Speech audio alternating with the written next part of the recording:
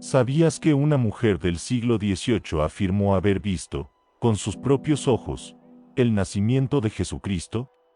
A finales del siglo XVIII y comienzos del XIX vivió en Alemania la mística Ana Catalina Emmerich, marcada por los estigmas de Cristo y sostenida, en los últimos años de su vida, únicamente por la Eucaristía. Dios le concedió profundas revelaciones sobre la vida de Jesús, reconocidas por la Iglesia cuando San Juan Pablo II la beatificó en 2004. Sus visiones no solo conmovieron a creyentes de todo el mundo, sino que también inspiraron al actor y director Mel Gibson para realizar la película La Pasión de Cristo. Hoy compartimos uno de los relatos más sobrecogedores de sus escritos. La visión mística del nacimiento de Jesús, tal como ella lo contempló. Cerca de la medianoche, la Santísima Virgen María, elevada por encima de la tierra y con las manos cruzadas sobre el pecho, entró en arrobamiento. La claridad que la rodeaba aumentaba sin cesar. Toda la gruta se transformó como en un solo sol. Desapareció la bóveda, y la luz que emanaba de María se elevaba hacia los cielos. Toda la naturaleza, vivificada por la luz de Dios, estremecida, se llenó de un sentimiento de alegría. Los cantos angélicos se escuchaban cada vez más cercanos y más claros.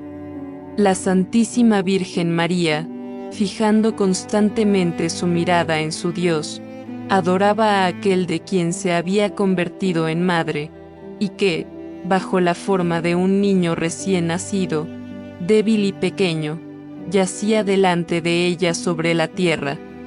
María permanecía aún en continuo arrobamiento, y no había tocado todavía al niño. Solo cuando él lloró, despertó de su sueño místico, lo envolvió con su velo, lo estrechó contra su corazón y alimentó con su pecho virginal al Salvador del mundo.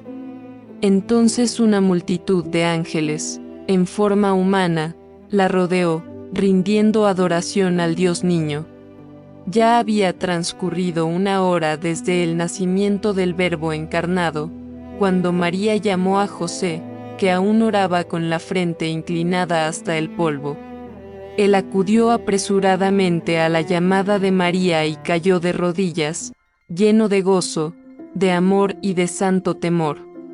Y solo con el consentimiento de aquella Santísima Virgen, Madre de Dios, se atrevió a tomar en sus brazos al niño divino, a estrecharlo contra sus labios, dando gracias al cielo con abundantes lágrimas por este don, por encima de todos los dones. María envolvió al niño y, sentándose junto con José sobre la tierra, permanecieron ambos en silencio, absortos en profunda contemplación.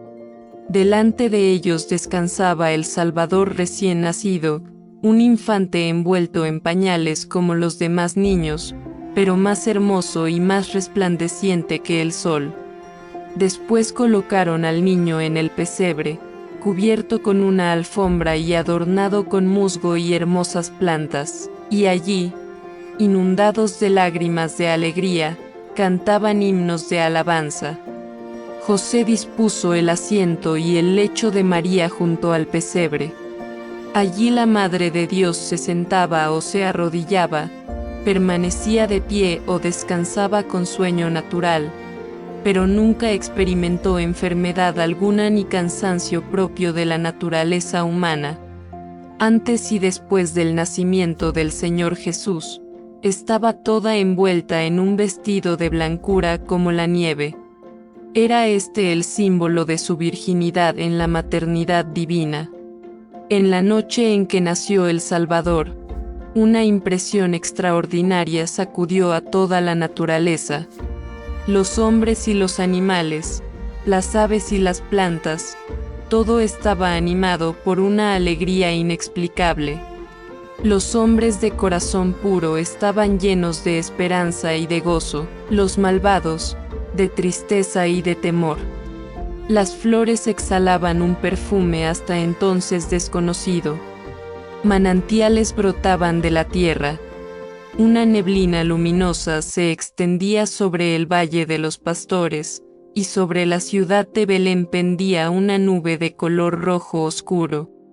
A 1,5 millas de la gruta del pesebre, a lo largo de los viñedos que se extienden hasta Gaza, se veía una colina sobre la cual blanqueaban las casas de 3 jefes de pastores. Y a 3 millas de la gruta, entre árboles que atraían la mirada por su hermosa verdura, sobre la cima de una colina aislada, se levantaba una torre de pastores, una estructura de madera en forma de pirámide, asentada sobre la roca. En un radio de 5 a 6 millas alrededor de esta pirámide vivían familias de pastores en chozas separadas por huertos y campos. Sus reuniones habituales tenían lugar al pie de la torre, y desde allí los vigilantes cuidaban los rebaños y, en caso de peligro, llamaban con trompeta en busca de ayuda. Esta torre se parecía mucho a aquellas altas columnas desde las cuales los magos observaban el curso de las estrellas. Desde lejos parecía un gran navío con numerosos mástiles y velas. La vista desde ella era muy amplia y abarcaba toda la región circundante. Se distinguían Jerusalén y el monte de la tentación en el desierto de Jericó. Después del nacimiento del Señor Jesús, los 3 jefes de los pastores, despertados por una impresión misteriosa, salieron apresuradamente de sus casas y, mirando a su alrededor, vieron con asombro una luz extraordinaria que se elevaba sobre la gruta del pesebre. Y aquellos que se encontraban junto a la torre, también conmovidos por un sentimiento extraño, subieron a la cima de la columna y miraban hacia el lugar del pesebre. Y cuando los jefes tenían los ojos dirigidos al cielo, una nube luminosa se acercó hacia ellos, y se escuchaba cada vez con mayor claridad el canto de una melodía arrebatadora. Al principio, los pastores, invadidos por el temor, permanecían inmóviles. Pero poco después un ángel se les apareció y les dijo: «No teman, porque vengo a anunciarles una gran alegría, que será para todo el pueblo. Hoy les ha nacido un Salvador, que es Cristo el Señor, en la ciudad de David. Y esta será la señal para reconocerlo: encontrarán a un niño envuelto en pañales y acostado en un pesebre». Mientras el ángel decía estas cosas maravillosas, la claridad aumentaba cada vez más. Aparecieron 7 otras figuras angélicas, grandes, hermosas, radiantes con un resplandor semejante al del sol, y cantaban: «Gloria a Dios en las alturas, y en la tierra paz a los hombres de buena voluntad». Los pastores vigilantes tuvieron la misma aparición, aunque un poco más tarde. El ángel se apareció también a varios pastores que estaban junto a una fuente, a 3 millas de Belén, al oriente de la torre. No se dirigieron inmediatamente a la gruta, de la cual unos estaban a 1 milla y otros a una distancia mucho mayor. Deliberaban entre ellos qué era lo mejor que podían ofrecer al recién nacido. Preparaban sus dones con la mayor prontitud posible, pero no llegaron al pesebre sino al despuntar la aurora. Esa misma noche, Noemí, maestra de María, Ana la profetisa y el anciano Simeón en el templo, Santa Ana en Nazaret, y Elizabeth en Judá, todos tuvieron una revelación del nacimiento del Señor Jesús. Socorre a las almas agonizantes. Socorre a las almas del purgatorio. El pequeño Juan Bautista parecía también percibir ese gozo sobrenatural.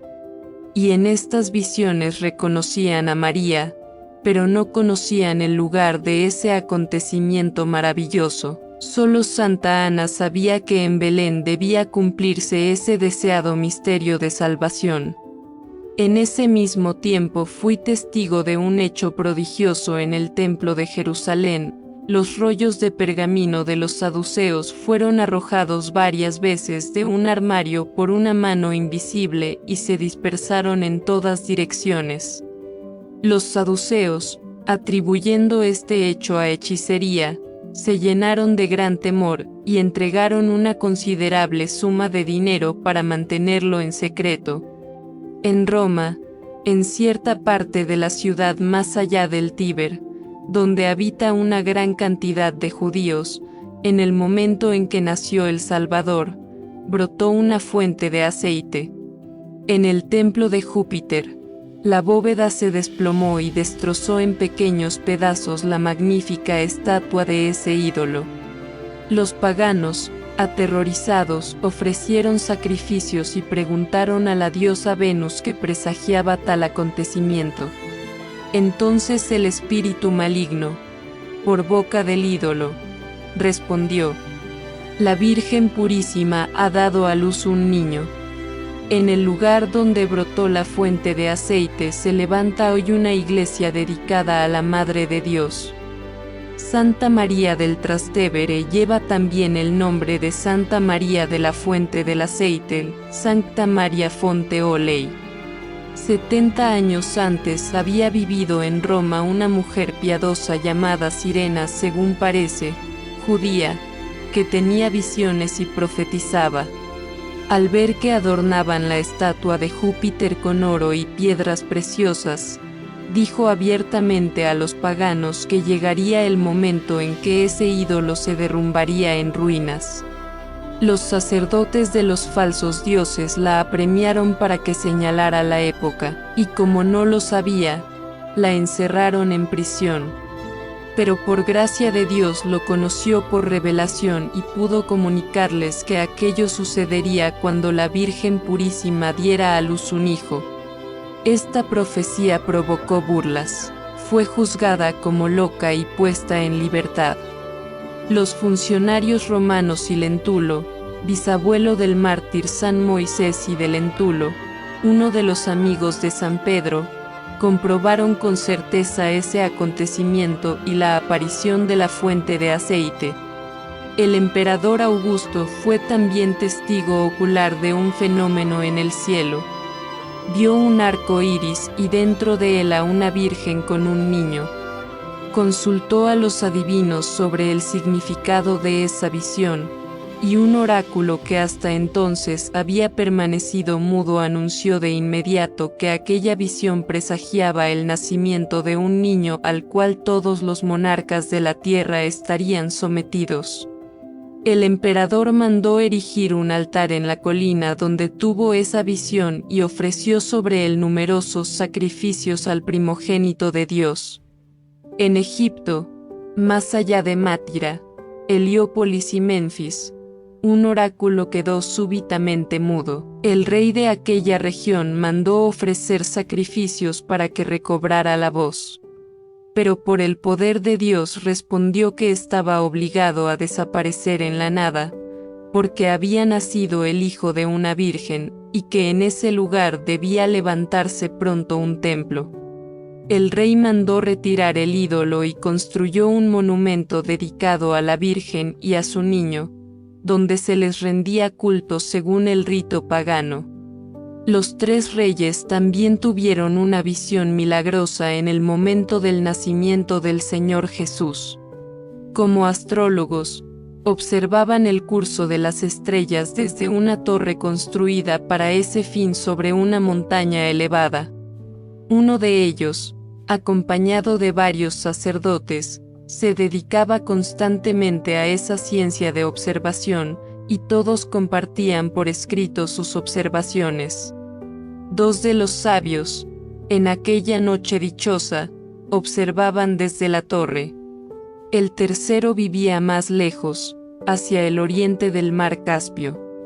Todos, sin embargo, vieron simultáneamente sobre la luna nueva un hermoso arco iris, y dentro de él a la Virgen sentada. Tenía el pie izquierdo ligeramente elevado y el derecho apoyado suavemente sobre el disco lunar. A su lado izquierdo se veía una vid, y al derecho una gavilla de espigas de trigo. Delante de ella había un cáliz semejante al cáliz de la última cena, y dentro de él un niño, sobre el cual brillaba un círculo radiante en forma de custodia. Del lado derecho del niño surgía una rama que formaba una iglesia octogonal con una gran puerta dorada y 2 puertas laterales. La Virgen, sosteniendo el cáliz con la mano derecha, lo colocó con el niño y la hostia dentro de la iglesia, que entonces parecía muy espaciosa. En su interior apareció la Santísima Trinidad, y toda esa visión se transformó en una ciudad resplandeciente como el sol, la Jerusalén celestial. Los reyes, arrebatados de gozo ante esa visión, reunieron valiosos dones y se pusieron en camino. ¡Qué misericordia mostró Dios en aquellos días hacia los paganos! Muy de madrugada llegaron al pesebre con sus dones los 3 jefes de los pastores. Traían atados con una cuerda cabritos muy hermosos y ágiles, y llevaron aves, unas vivas y otras recién sacrificadas. Con timidez llamaron a la puerta de la gruta. José abrió de inmediato y los acogió con bondad. Le contaron lo que los ángeles les habían anunciado y que venían a rendir al niño su homenaje junto con sus pobres dones. José recibió con gratitud su ofrenda y los condujo ante la Santísima Virgen María, que estaba sentada en el suelo junto al pesebre, teniendo sobre su regazo al Hijo de Dios. Los pastores cayeron rostro en tierra con profunda humildad y permanecieron largo tiempo en silencio, en gozoso arrobamiento. Después cantaron el himno angélico y uno de los salmos, cuyo contenido no logro recordar. Y cuando ya se disponían a partir, la Santísima Virgen entregó a cada uno de ellos, por turno, al niño Jesús en brazos. Este gesto manifiesta claramente la autoridad soberana y llena de misericordia de la Santísima Virgen como Madre de la Gracia Divina. Por su mediación recibimos siempre al Señor Jesús. Le devolvieron con emoción profunda ese tesoro, por encima de todos los tesoros, y abandonaron la gruta entre lágrimas. Al anochecer llegaron de nuevo muchos otros pastores con sus esposas y sus hijos. Se habían retrasado porque los separaban 4 millas de Belén. Traían al niño todo lo que podían: aves, huevos, miel, hilo, seda en bruto, gavillas de espigas llenas de trigo firme y abundante.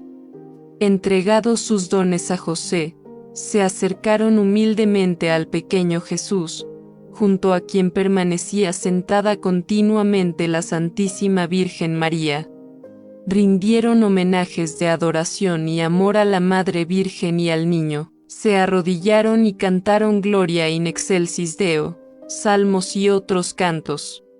Las primeras estrofas quedaron grabadas en mi memoria, pues canté junto con ellos.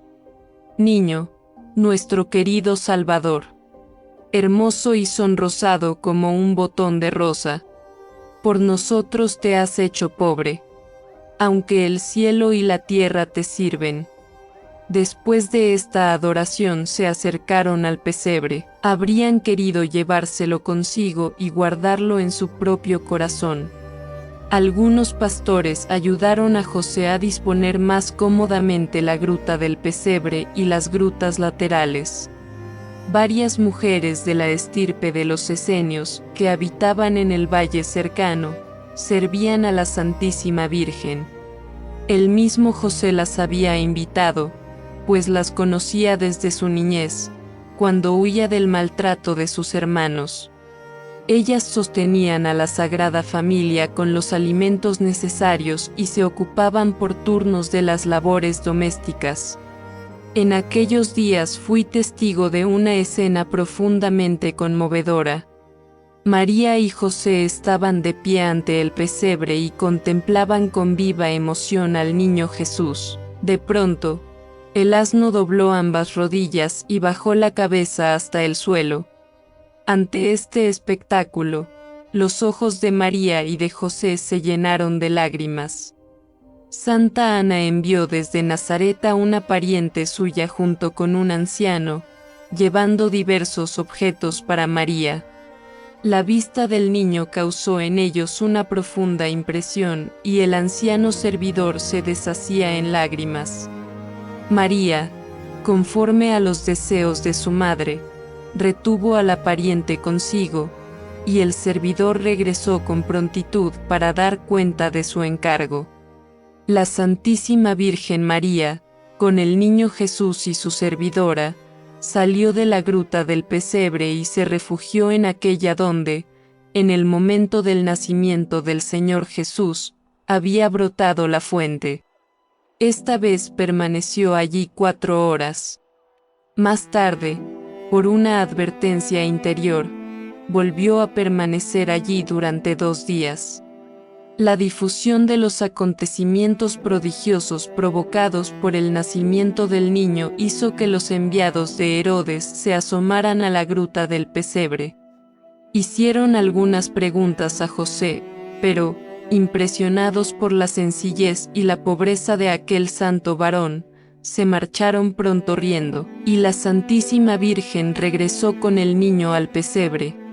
La gruta del pesebre era de una dulzura y encanto singulares. La Sagrada Familia gozaba allí de una bienaventurada quietud y soledad. Solo los pastores acudían a ese lugar. En Belén nadie se preocupaba por María y José. Toda la ciudad estaba llena de bullicio y agitación por la gran afluencia de forasteros. Pero como la noticia de la aparición del ángel a los pastores se había difundido por toda la región, todos los hombres de buen corazón, al oír hablar del niño milagroso, se apresuraban a rendirle homenaje. Entre ellos se encontraba la mujer piadosa que poco antes había reparado la inhumanidad de su esposo, acogiendo a la Sagrada Familia de la mejor manera posible. Cuán dichosa se sentía por haberles mostrado compasión desde el primer momento.